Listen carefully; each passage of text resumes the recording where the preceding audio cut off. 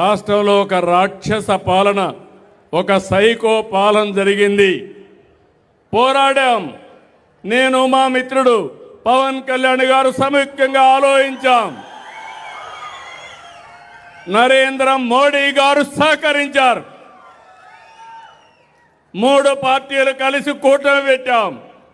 ఒకే మాట చెప్పాం, ఈ రాష్ట్రాన్ని బాగు చేసే బాధ్యత మా భుజస్కంధాల పైన పెట్టుకుంటామని మీకు ఒక హామీ ఇచ్చాం.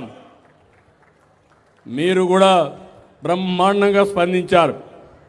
నేను రాజకీయాల్లో 78 నుంచి ఉన్నాను, కానీ మొట్టమొదటిసారిగా పెట్టిన అభ్యర్థులందరినీ గెలిపించారు.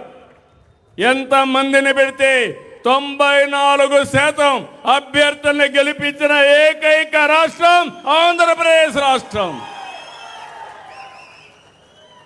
అక్కడి నుంచి అంచెలంచెలుగా ఆలోచించాం. సంక్షేమాన్ని సూపర్ 6ని సూపర్ హిట్ చేశాం. అభివృద్ధి పరిగెత్తిస్తున్నాం.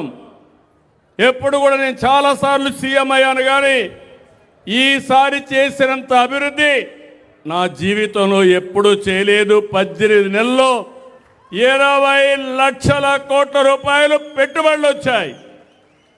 భారతదేశంలో ఇన్ని రాష్ట్రాలుంటే 25% పెట్టుబడులు ఒక ఆంధ్రప్రదేశ్కి వచ్చాయంటే అది ఈ రాష్ట్రంలో ఒక సుపరిపాలన ఉంది.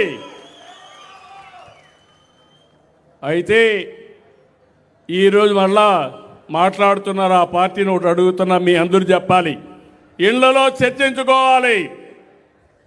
మంచి జరగాలంటే చెడును కూడా గుర్తుపెట్టుకోవాలి. చెడు చేసే వ్యక్తులు కూడా ఎప్పటికీ మర్చిపోకూడదు. అందుకే నరకాసురుడు ఉంటాడు. ఈరోజు నరకాసురుడు వధ జరిగిన తర్వాత ఏం చేస్తున్నాం మనం? ఏం చేస్తున్నాం? దీపావళి పండగ చేసుకుంటున్నావా లేదా? ఎందుకు దీపావళి పండగ చేసుకుంటున్నాం? చెడుని ఒకసారి గుర్తుపెట్టుకొని మంచి